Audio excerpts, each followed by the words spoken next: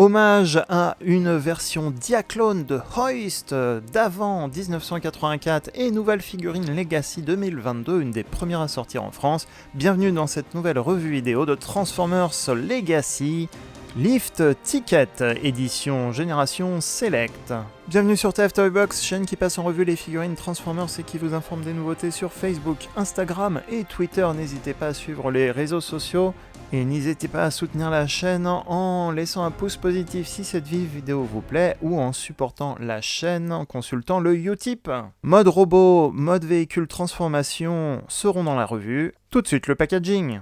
Et on retrouve donc notre figurine Lift Ticket dans son nouveau packaging Génération Select, si cette gamme s'appelle encore ainsi, car le mot Select ne figure pas sur la boîte. En tout cas, on a un bel artwork, un beau dessin de Lift Ticket. Pour info, pour référence, voici une boîte Voyager Class d'une ancienne figurine Génération Select. C'était toujours le même logo Autobot. Ici, on a un dessin spécifique pour la figurine. On a le logo Transformers Legacy.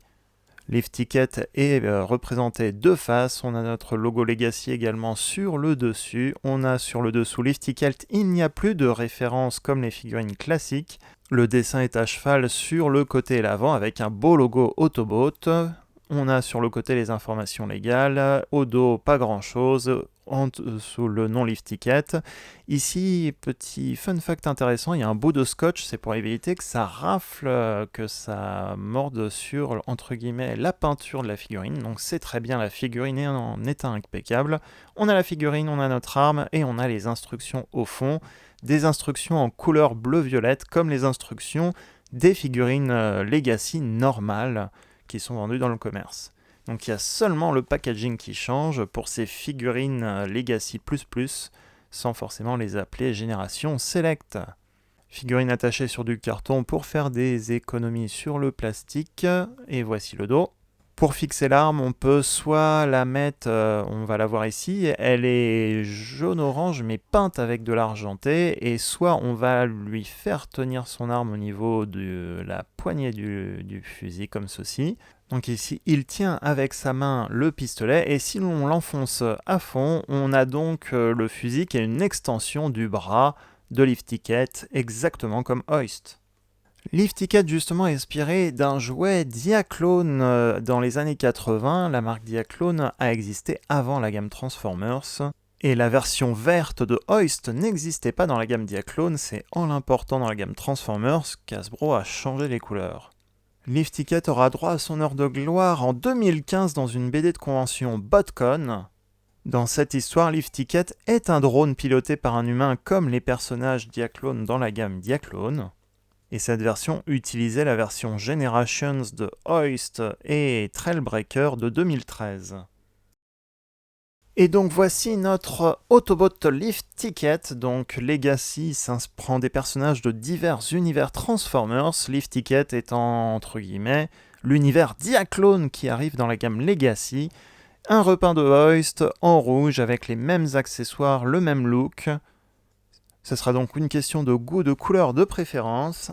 Un beau rouge, un beau jaune, du gris et de la peinture argentée, avec un beau visage aussi, un beau viseur jaune, des yeux jaunes, et le mot Wrecker écrit sur le côté du véhicule, on le reverra après. On a donc notre figurine en mode robot, une bien belle figurine, la tête est sur un ball joint, il a les mêmes articulations que la figurine Warforce Cybertron comme on le voit, ça lui donne un look sympa.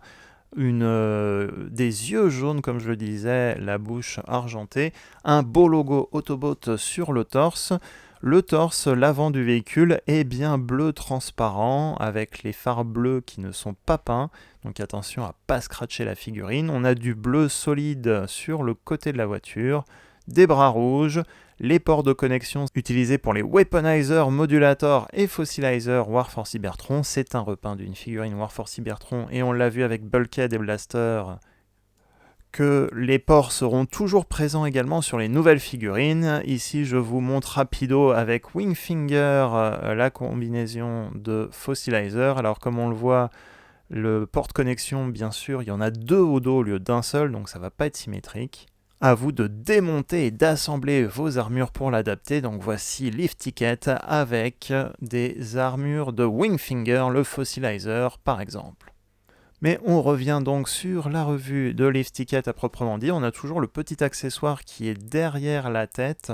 Donc encore une fois, ça imite le look de Hoist, mais vous pouvez aussi le ranger à l'arrière si vous voulez donner un look différent justement par rapport à Hoist. Je parle souvent de Hoist, on le verra après en comparaison dans la vidéo. Articulations très bien réussies, elles sont nombreuses, elles permettent de faire des poses dynamiques, ce sont les mêmes que Hoist et la majorité des figurines Warforce Cybertron, des articulations au genou, même une double articulation au genou. Les chevilles peuvent bouger, les bras peuvent bouger sur les côtés au niveau des épaules, ils peuvent se plier au niveau des coudes, les poignets peuvent se tourner, la tête est sur un ball joint. Donc de très bonnes articulations et comme je le disais tout à l'heure, on peut rentrer l'accessoire à l'arrière des petits panneaux, à l'arrière du panneau jaune, prêt pour faire de très belles poses d'action et prêt au combat. On compare donc en premier avec Hoist, donc en dehors bien sûr de la différence de couleur qu'on jugera plus harmonieuse ou non d'un côté par rapport à l'autre. On va quand même noter que le prolongement de l'arme et du bras se fait mieux pour Lift Ticket entre le gris et l'argenté, plutôt que Hoist entre le gros orange fluo et le blanc très très blanc. Donc forcément ça c'est une question de goût personnel, mais je trouve que c'est mieux réussi côté Lift Ticket.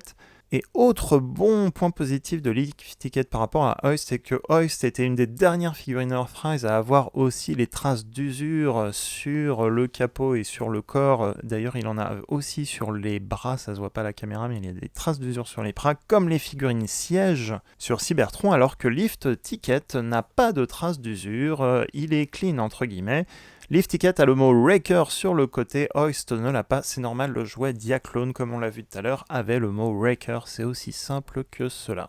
Encore une fois, différence de look, pas de nouvelles têtes, pas de nouveaux accessoires, c'est un repeint pur et simple. Comparaison avec le Voyager Class Starscream, Hoist était un grand deluxe.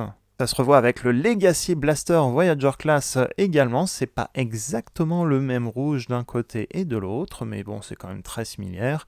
Hoist a été considéré comme une grosse deluxe car plus haut que la normale.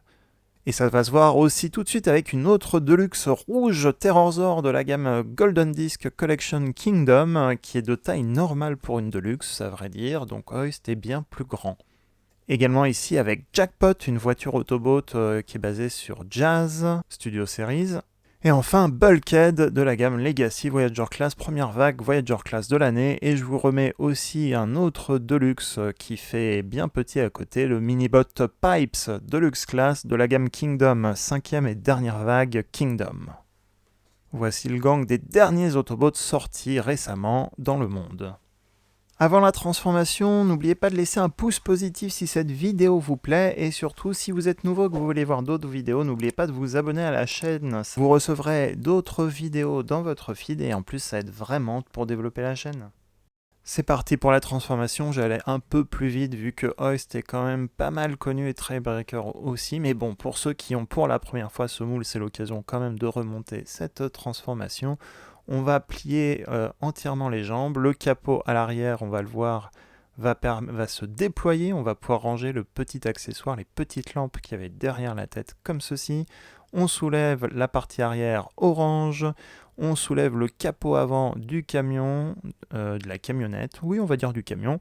On va replier nos jambes au niveau du genou totalement, ça va former l'arrière du camion. On va aligner les deux bras, avec les deux panneaux pour s'aligner sur le côté du véhicule.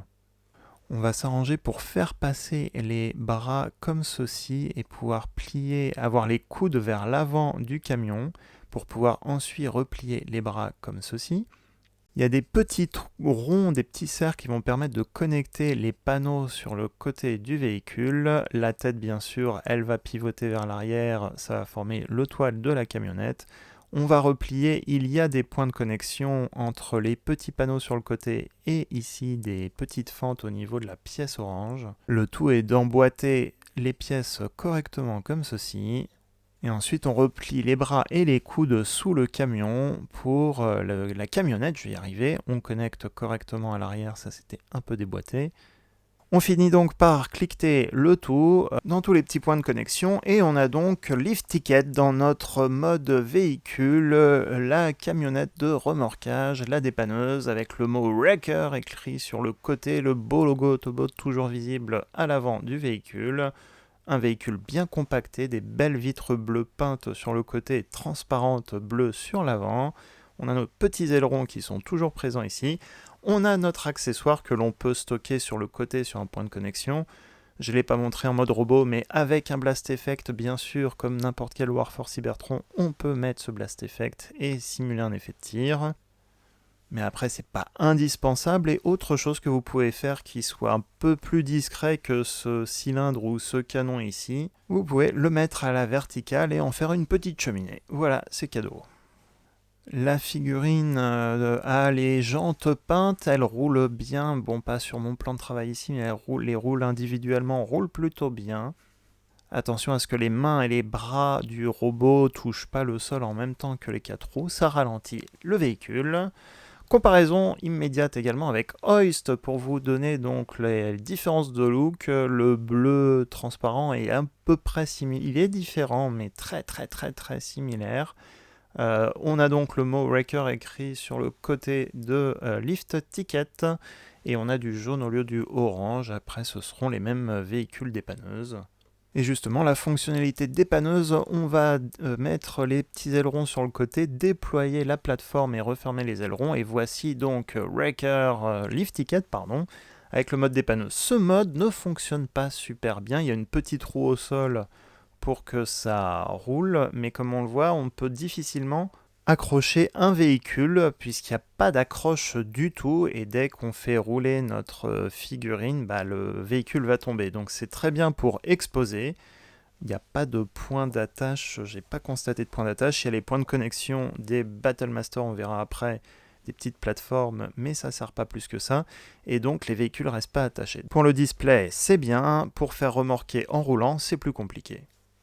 On peut même surélever un petit peu la plateforme si on veut, comme ici avec Hoist. Et revoici Lift Ticket donc qui remorque Hoist. Fonctionnalité qui reste de Hoist de la gamme Earthrise, on pouvait connecter la plateforme avec un Battlemasters, les plateformes boucliers comme ici, Sand Barrier, donc le petit bouclier bleu qui est utilisé pour les Autobots et qui peut servir de route pour les bâtiments comme Ironworks. Hasbro a quand même intégré la fonctionnalité dans un Kingdom avec Rodimus Prime. À l'arrière de sa remorque, on a un connecteur Battlemasters, on peut connecter un Battlemasters et maintenant Lift Ticket. Ça va pas servir à grand chose, sauf que Lift Ticket peut remorquer Rodimus Prime. C'est clair, c'est un personnage obscur qui ne parlera pas à tout le monde. Je recommande quand même cette figurine puisque c'est une bonne figurine. Et j'aime bien tout ce qui est personnages obscurs de différents univers. Cette revue est maintenant terminée, j'espère qu'elle vous a plu. Si c'est le cas, n'hésitez pas à me dire ce que vous en avez pensé en commentaire. Est-ce que vous comptez vous la procurer ou pas? Pour le moment, elle est disponible d'abord en janvier 2022 chez Mania Toys et elle devrait se généraliser peut-être dans d'autres magasins en ligne ou boutiques spécialisées. Je remets le lien d'achat en description de la vidéo. Si cette vidéo vous a plu, n'oubliez pas aussi le petit pouce positif, ça fait toujours plaisir. Et pour ceux qui veulent aller un peu plus loin et me soutenir un peu plus, vous pouvez faire un détour sur la page Utip. Et dans tous les cas, n'oubliez pas de suivre les réseaux sociaux, Facebook, Instagram et Twitter pour de nouvelles news. Comme c'est bien dit, nouvelles news. Bref, c'est dimanche, c'est la fatigue. Sur ce, à très bientôt pour une prochaine vidéo.